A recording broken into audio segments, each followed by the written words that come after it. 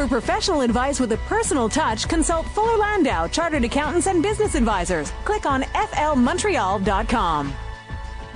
7:06 on today's Entrepreneur. Welcome to a program about the entrepreneurial spirit that drives Quebec business. My name is Dan Delmar, along with Josh Miller of Fuller Landau. Hello, Josh. Hello. And we welcome into studio. Today we're talking daycares, Josh. Daycares, it's always a hot topic and an interesting business, and there's so many aspects to it. So definitely lots to talk about. No shortage of topics. So why don't we just get right into it? And Andria Mallozzi is here from CPE de Mon Coeur. And I guess even though people have a good understanding of what daycares do, perhaps you can describe a little bit about your daycare and really what it's all about. Okay, hi. Thank you for having me here this evening. We have a daycare located in downtown Montreal. We have 146 kids. We have been here for several years. Since 1971 we started. And, it's a great field to be in. It's a very challenging job. But, working with the children every day, working with the teachers and the parents it's quite a rewarding job. Do you offer a lot of programs? I mean, for the kids that come into the daycare, you have to keep them programmed pretty much throughout the day. So what kind of typical programming do you do? Okay, so a typical day for us would start, our children are welcomed in a gym. So we are lucky right now where we are, in that we have a big gym with bicycles for the children, little tricycles for them to play. So they'll have a lot of active time in the gym, and then they divide to their classrooms. And in their classrooms, the teachers have put together a curriculum to really help develop the child completely in all aspects, and eventually the goal is to prepare them for life later on, for going into school, and just to give them as many experiences as we can possibly do. Now, what age are the typical children that come into your daycare? Our children can start as early as 6 months, and we have them until they're 5. Has it always been like that? As you said, you started in 1971, or your predecessor, i.e. Mom, started in 1971, as I understand. Was it always that age group? No. In the beginning, it started more as I'd say more of a preschool setting. So it was half-day programs, drop-in. And the children that were accepted were from 18 months until 5 years. There was a period as well that we ran a camp, but that was a long time ago. And eventually, when we decided to expand the daycare in the late 80s, we applied for a new permit, and the government asked us to accept infants. Now, you mentioned, you say 1971. That's a long time ago, and clearly a little bit before you were able to run this daycare. How did it start? You're right. It is quite a bit before my time, but as you mentioned, Mom was at the helm at that point, and she's still with us. She still works 4 days a week. But at that time, I guess it was a time that women were going back into the workforce, and there were a group of people, along with Sir George Williams University, that wanted to put together childcare to help ease the burden for these mothers that wanted to go back to work full time. And this is how it started. So our daycare was one of the first to start. And then bit by bit, the care increased in hours that the children were there, to the types of activities that we offered. And at that time, there was just so much that we could offer the kids being situated where we were. Now, when did you get into this business, and did you have the background as either an educator or some degree in child learning that you were able to bring to the table? Well, I first started as a teenager, and at that time I was teaching swimming. That's when we were still lucky enough to have a swimming program and access to a pool.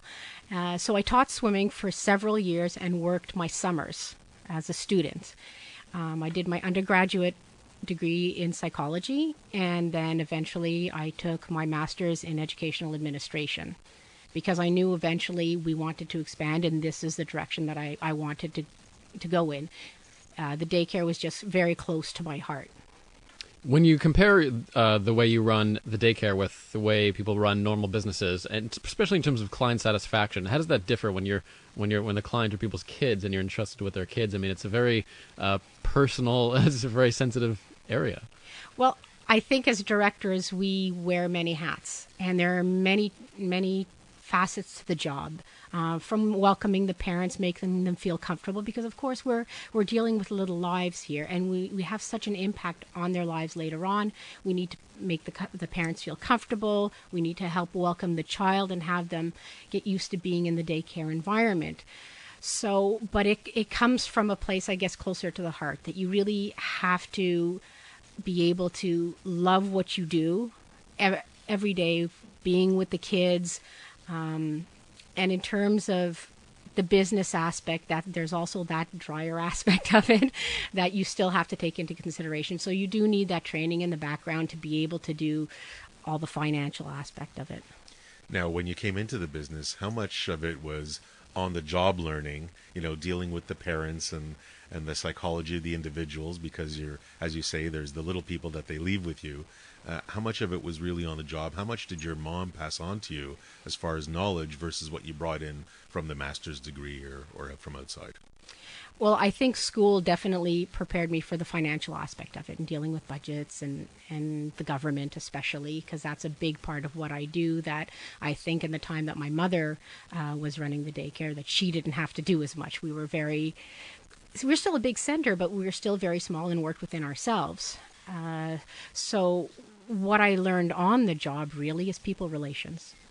So you learn how to speak with families. You learn how to have the confidence to sometimes encourage those families in directions that sometimes they feel a little bit more uncomfortable with. It's a hard decision for a parent to pick a daycare because they're leaving their child there all day long. So they need to feel comfortable with the people that they leave their children with. When you first came in and started working with your mom, did you kind of step on each other's toes? Did you work out the roles? Did you overlap a lot? How did that interaction go? I think it actually really kind of fell into place quite easily because there are certain things that she is very strong at. Certain things I know she doesn't really like doing and things that I like doing less. So even now in how we work, as I said, she still works with us, pretty much full time, and she'll do things like scheduling, and which I really don't like doing. I can do it, but it's not what I like to focus on. But I will be working more with the government, dealing in French a lot more, and all the documents that need to be filled out, and then we both share the responsibility of dealing with the parents and relations with the staff, and trying to keep our team cohesive. Did you typically agree with each other when it came to running the center, at least at the early days? I'd say we did. We are a few in the office, so sometimes we do have disagreements. Doesn't make it easier because she's my mother. I think it brings different challenges to it, definitely. But I think that there is that mutual respect, and we find a way, we find a mid-ground, and what we want to do, eventually we get there. And you include sometimes others in that discussion, so you get other points of view as well? Absolutely. Whether it be our assistants in the office, sometimes, with the financials, but also with our staff, because the staff are the ones who are there day-to-day hands-on with the kids.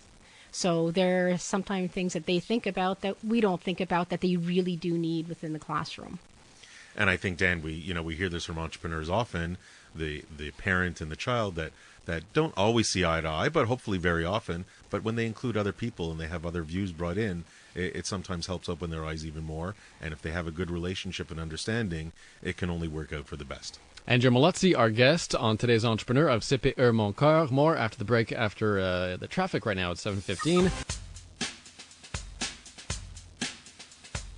For professional advice with a personal touch, consult Fuller Landau, Chartered Accountants and Business Advisors. Click on flmontreal.com. 7:18 on today's Entrepreneur, inspiring stories from outstanding business people. Dan Delmar along with Josh Miller of Fuller Landau, and our guest is Andria Mallozzi. She's with CPE de Mon Coeur, and earlier we were talking about customer satisfaction, which is certainly very challenging when you're dealing with children and people's kids. How do you train your staff from an HR perspective to deal with some of these very, very sensitive issues? Well, I happen to be lucky that a lot of my staff has worked with us for years, several years. As I said, we've been around since the 70s, so I'd say a good portion of my staff have worked at least 10, 15, 20 years sometimes. So they have that experience behind them, and I think for them, they need to, through the experience they build, knowing how to deal with parents, and really when you talk to them, you need to keep in mind that parents just want the best for their kids. So when they come to you, sometimes there might be a little complaint or something they're concerned with. If you keep that in the back of your mind and know where they're coming from, you can answer to them with at least a little bit of compassion, and knowing that really that's their goal is just to have something that's positive for their child. So if they keep that in mind, I think things work out, and they need to have the confidence to say what they feel. Because sometimes our teachers come in and they tend to be a little bit nervous and they don't want to deal with that confrontation. But it doesn't always have to be a confrontation. It just has to be a discussion. But I presume the reality is that if they do get or hit a level of discomfort, then they'll just suggest they go speak to the director, which is yourself, and you'll deal with the issue head on. Correct. So the first step for a parent is always to go to the educator first. If they're not able to resolve their issue, then they will come to me. And then we'll sit down and we'll see what we can do. So I'm wondering, your hiring practices, it's great that you have some long-standing employees, and I presume it goes towards the culture and the fit, and we'll come to that in a moment. But when you're first hiring them, other than the credentials that I presume they must have, what do you look for in that educator, in that childcare worker that you want? I look for passion. They need to have a passion really for working with children. When they come to us, often they come through stages. So the schools allowing them to do stages with us, and us accepting so many students, allows us to see how these people work with children on a day-to-day basis. So I think that's really eye-opening for us, and we see those people that really shine. And if they can bring something to your team, and then beyond that, they have to fit with the team. Because it is human nature. We've built a family. And so people come in, and you have to fit in with the family and with the values of what we carry. I presume there are some basic credentials that they have to have, though, or in certain background checks. I mean, there are certain processes you go through when you are hiring them? Yes, like 2/3 of our staff have to be fully qualified, whether it be at the CEGEP or university levels. Beyond that, they have to all be certified in first aid, and everybody who's in the daycare has to have a police background check that we do every 3 years. I'm wondering, with they're dealing with the children, how do you maintain? I mean, it's a happy place. It hopefully is, with all the kids running around. Is it easy to create that culture of people that they want to come in every day and that they're looking forward to playing and educating the children? Is it difficult to keep that on top of everybody's mind? I don't think so, really, because I think that the people who choose this as their profession, for the most part, find joy in these little things.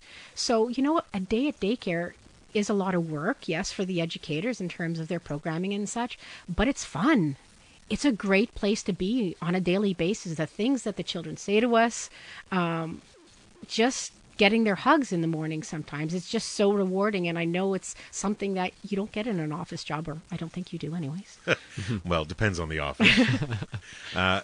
What about a difficult employee? Have you ever had somebody that you really just had to part ways with because it wasn't working out? Maybe you can talk a little bit about that. Yes, of course. We go through this. I think it's just like any other job. Sometimes people come to you for a period, and things, at the beginning are all sunshine, and things seem to be going along very well. But it could be something that they have a disagreement with another employee, or they disagree with a scheduling change, and sometimes, as I said, they just don't fit the team.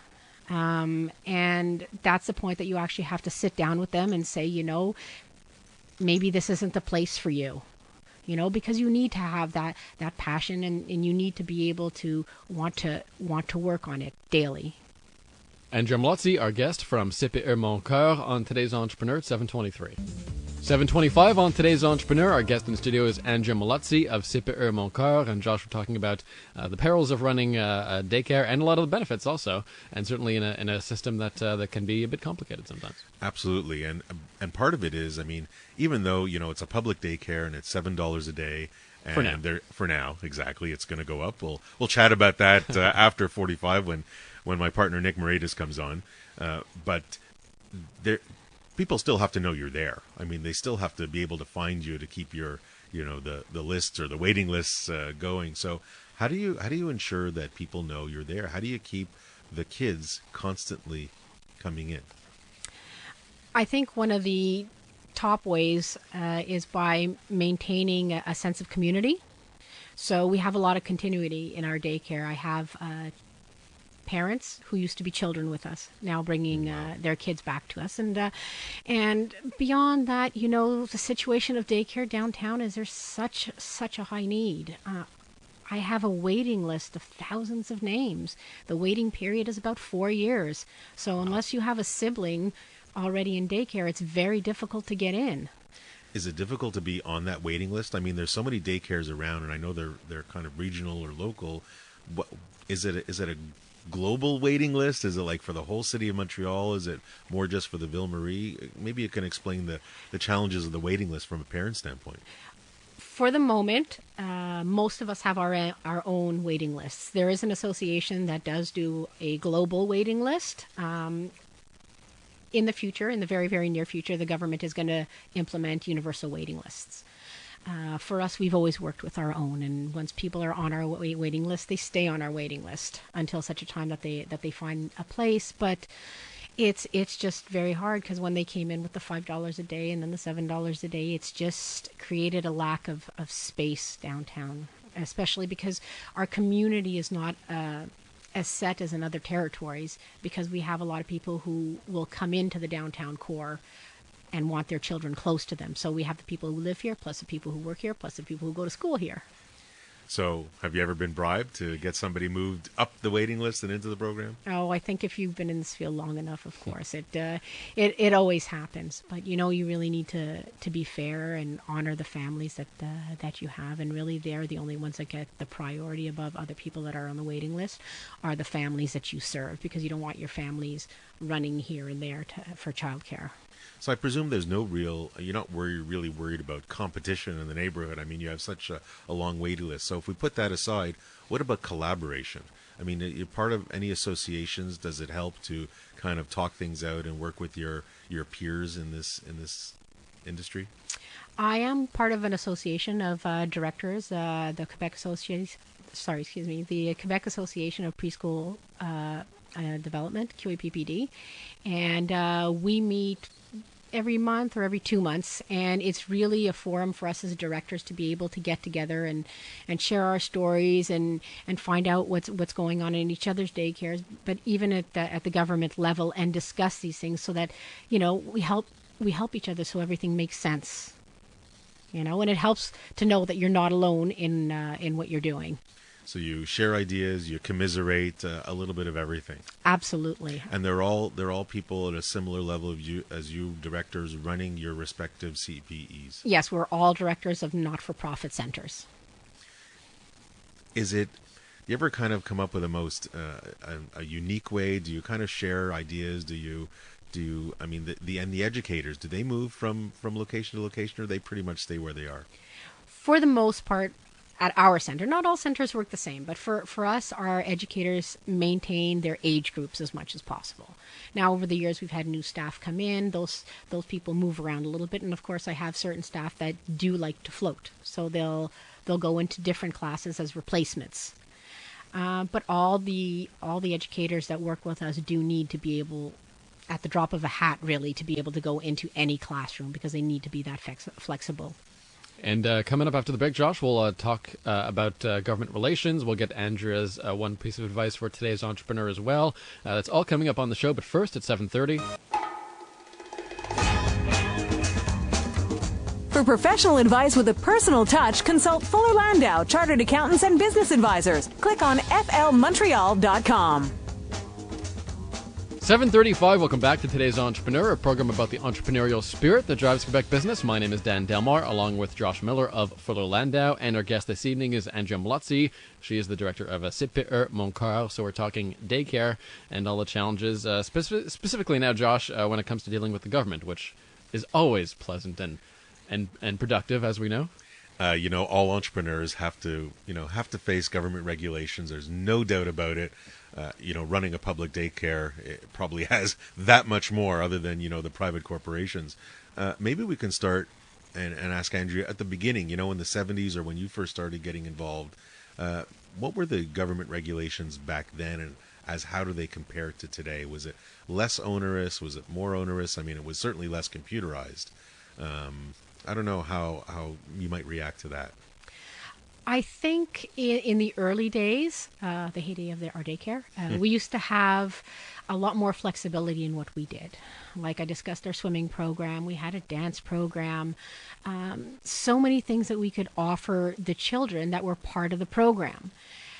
In the early 80s, when we applied to receive government funding so that our parents could receive some subsidy, the regulations started to become more and more strict in what you could and couldn't do. And one of the big changes for us was with the whole $5 a day when it came into effect, that we couldn't charge parents for any extras.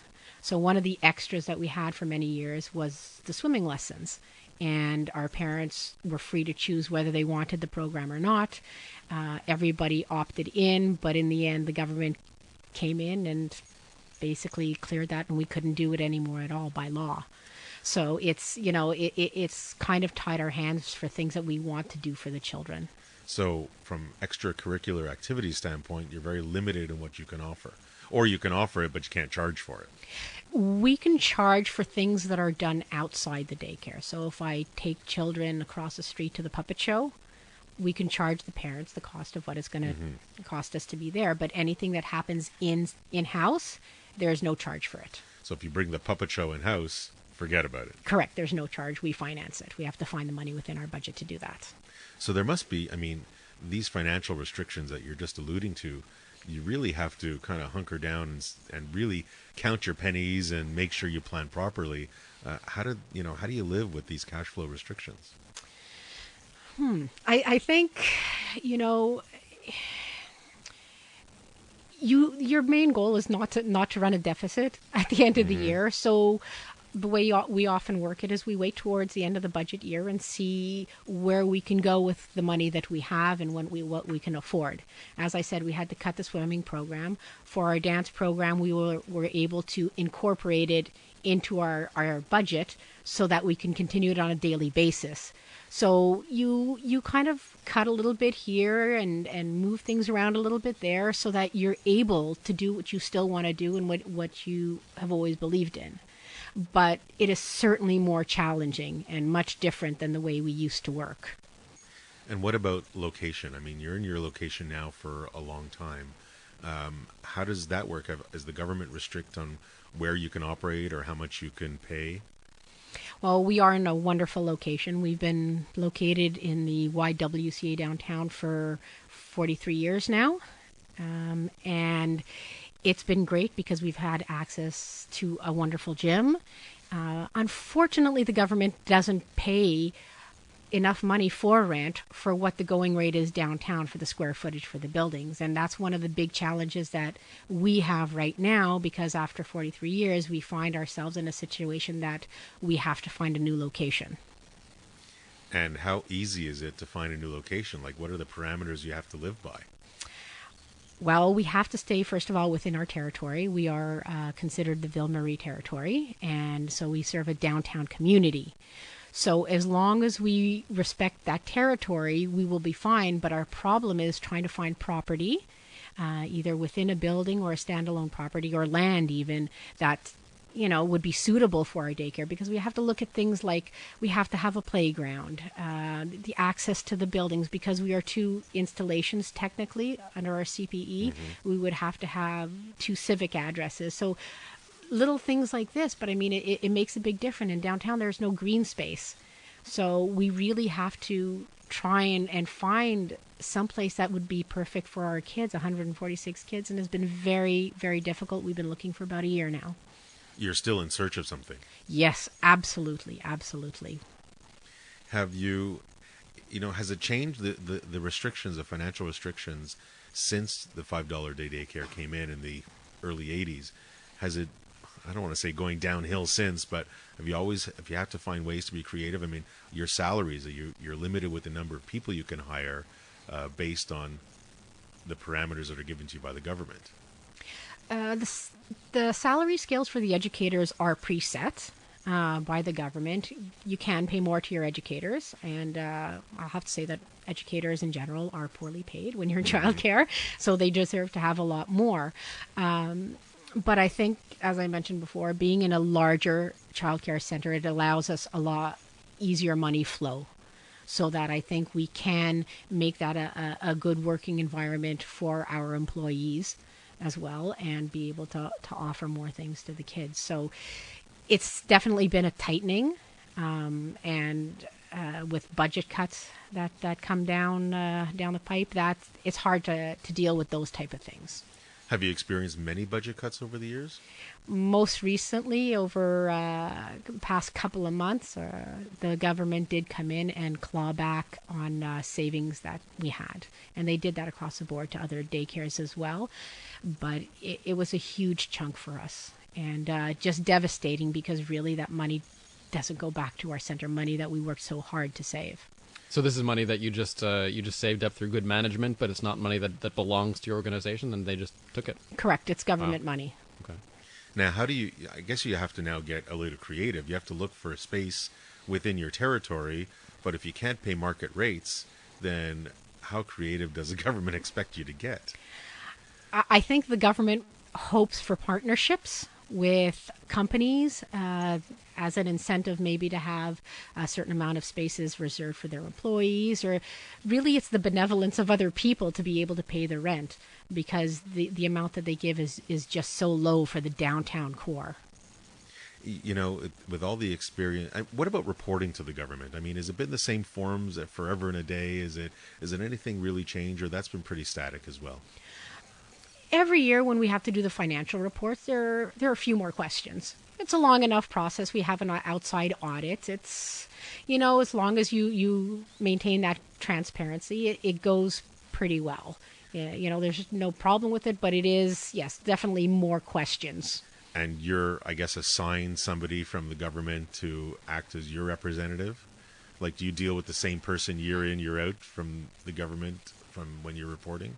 Okay, financials aside, we are assigned an agent that works with our center and any problems that we may come across. So, like, now that we're dealing with this potential move, I'm in closer contact with our agent to find out, what the next step is, where do we go from here, and anytime there's any issues, and sometimes little questions, they need to be there to help us to answer those little questions. So yeah, you build relationships with these people, but they do tend to change kind of often. I would imagine so. So as you look back, I mean, you've been there, a couple of decades plus, or the center has been there certainly since the 70s. Is there any one thing, with the knowledge you have today, is there any one thing you would have done differently looking back? I think my biggest regret is probably not buying the property. There was an empty lot right near where we're located, and it had two little houses on it, and it was going for sale for so cheap, and we should have bought it back then, because then we could have built our own center, standalone building, and we wouldn't have the issues that we're having right now. So many challenges. Thank you so much, Andria, for sharing some of them with us. I know that they continue to you continue to work on them, and I think it's great. Phenomenal story, certainly dealing with the government, and we're going to continue that discussion a little bit with with Nick Moraitis, who's going to come in and talk tax, and how can people get benefit from childcare credits. Andria Mallozzi, our guest from CPE de Mon Coeur on Today's Entrepreneur at 7:45. For professional advice with a personal touch, consult Fuller Landau, Chartered Accountants and Business Advisors. Click on flmontreal.com. Welcome back to today's Entrepreneur, inspiring stories from outstanding business people. Dan Delmar, along with Josh Miller of Fuller Landau, and our guest this evening, Andria Mallozzi from CPE de Mon Coeur. So we're talking daycare, and we also bring into the conversation Nick Moraitis, tax partner with Fuller Landau, and certainly there must be some challenges when you're running a government-subsidized daycare, certainly in the tax and government relations department. Well, and I think what, we always talk about challenges for entrepreneurs, but I think now we should talk about challenges for parents and challenges for parents that, what can they take advantage of? What should they know about? I mean, you have this lovely, beautiful child, but what good things can come of it other than the smile and the hugs that Andrea was saying earlier? So, Nick, I kind of turn to you, and maybe you can talk a little bit about some of the child care tax benefits that are out there. Well, if you must have a child, you should know that in the tax system there are mechanisms to reduce some of your taxes. The big one is on child care.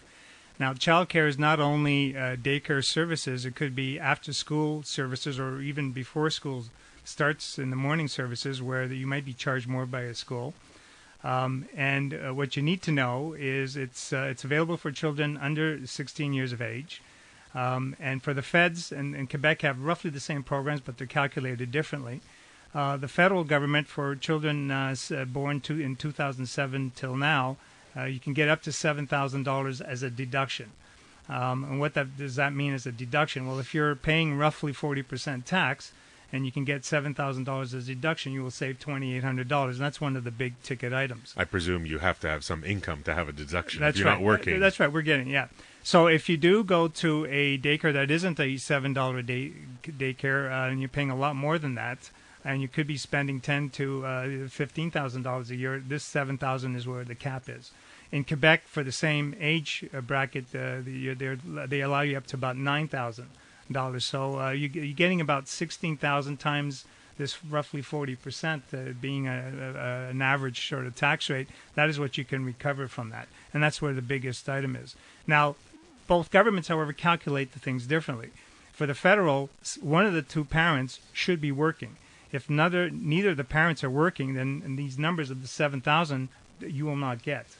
And if both parents are working, they usually calculate based upon the lower of the salary of the two parents to calculate these maximums. If one parent's working and one isn't, then you're okay. It'll take that parent's salary to calculate it. So for federal, you're okay. In Quebec, they look at it differently. They look at the family total income, and then they will determine where you are. So a family income of up to $33,740, you can get back up to 75% of your daycare costs, which is a sizable amount. As your family income goes up, so say you're at $51,000 as family income, you're only getting 61%, which is still a fairly large amount. But once you get into the higher incomes, like over $150,000 of family income, you're down to about 26%. So the daycare cost is something that you should be getting. That means you're getting official receipts, and you should be getting it around now for your 2013 tax season, official receipts. Now, in Quebec, the $7 daycare for Quebec is not considered a daycare cost because they're already providing sufficient funding for it. The feds, however, will allow you to claim it. So in the feds, if you're claiming your $7 a day daycare and you're saving that 40%, it's actually saving you another $2 off your taxes. So it's costing you about $4 to $5 a day after tax for the federal side, and Quebec is still at $7. Andrea, do parents assume that you're up to speed on all these tax laws when it comes to child care? I mean, do you get drilled with a lot of questions on this, and do you have to answer? Of course, especially at tax time. They always want to know why they only get one tax receipt because the other one is zero on it. So, they do come to us with these questions, and we have to be prepared to answer. And these are complicated rules. It's not something, even I as a tax person, got to read them every year to remind myself what I have to do. Yeah, that's not an age thing at all. That's not at all an age thing. But when we come back, we'll talk more about, actually, one thing that was kind of pressing a little bit was, are there specific areas of childcare? I mean, it could not just daycares, right? It could be You mentioned after-school services, nannies. I mean, are there things that people should look for? You know, if you have somebody as a nanny and there's a 15-year-old kid, I mean, do you just take the full price of the nanny? Does the government really look at the age and what's really used for it? Well, if you do have nannies who and taking care of, there's always a review as to, is this person taking care of only the child, or is there also some housekeeping going along, etc. And there has to be an apportionment. Nick Moraitis joins us talking about tax issues when dealing with the government, and Andria Mallozzi from CPE de Mon Coeur. It's Today's Entrepreneur, 7:53. Remaining moments on Today's Entrepreneur. Our guests are Andria Mallozzi of CPE de Mon Coeur, the daycare downtown, and Nick Moraitis, tax partner, tax specialist at Fuller Landau. And we're talking about, of course, tax things that you need to know, tax credits you need to know when you're talking about kids, as Nick mentioned, should you choose to have them. So maybe there's a few other things other than daycare that maybe parents should be aware of. I'll run through a couple of things. One is the universal child care benefit that the federal government actually pays parents for kids under 6. It's $100 a month, and it's not going to just come automatically. You have to go in and apply, and I'll leave a web page for the Canada Revenue Agency so you can go on. It's www.cra-arc.gc.ca. Make sure you go on in there and check to make and register for your child. The other things about children, bus passes. Bus passes for yourself, your spouse, and your kids are eligible for federal tax credit. So don't forget to include your kids. They do go to school. They usually need a bus. And the child fitness program, which again is at the federal level, you're allowed to claim up to $500 and for a tax credit. Now it actually gives you. That $500 will actually deliver a $62.63 tax credit, but it's worth something for any child who's attending any program that requires significant physical activity that's being carried over 8 consecutive weeks or at least 5 consecutive days. And it could be like a dance program. It could be a physical, some sort of exercise program. It's only at the federal level. There's also a child's arts amount, again, to a maximum of $500, which in terms of actual dollars to you as a refund is $62.63. It's available for children under 16, as is the fitness program. And it's basically contributing to some sort of artistic or cultural activity. So if you have a dance program, that's good for 1 credit, and then you have a singing program or playing music or learning languages, that will qualify for the other program as well. Tuition fees. Once your kids get older, they're going into post-secondary tuition costs. Children can transfer part of their tuition costs over to the parent if they themselves cannot use it. There's different limits between Canada and Quebec. Canada has a $5,000 limit. Quebec doesn't. There isn't a limit right now. But that's something, again, don't forget. It's a discussion, though, with the child, because the child can keep the tuition fees for himself and use it down the road when he or she starts working. But many times, if the parents are supporting, they might pass me down the credit. So lots of things to keep in mind. Lots of things. They're all there. It's not gonna, it's not gonna completely pay back for all the child costs that you're incurring. But it's at least it gives you a little bit of breathing space. Why would you pay back for all the love you get from your child? Absolutely. And as on that note, we're going to turn to Andria and ask her, of all the little hugs that she's received over the years, what one piece of advice would you give to today's entrepreneur? I'd say that if this is a field that you're considering going into, make sure that it is truly your passion, that it's what you want to be doing every day, full-hearted for the rest of your life, because the rewards are plenty and ongoing. And it's just so rewarding on all aspects. So really, I think it's one of the best career choices. And Dan, my quick takeaway just before we wrap up is, while passion is important, it's always a great idea. Entrepreneurs should always, don't get lost in the details of your business. Having a view from 35,000 feet, seeing what the opportunities are, whether it's a plot of land next to you that you can have to grow your business or anything else. It's great to keep an eye on your business from a bird's eye view and not just get lost in the detail. Nick Moraitis, tax partner at Fuller Landau. Thanks for coming in again, Nick. And Andria Mallozzi from CPE de Mon Coeur. Thanks, Andria. And Josh, we'll see you back here next week, next Monday night at 7 p.m. And today's entrepreneur, 2 weeks from now, on today's entrepreneur,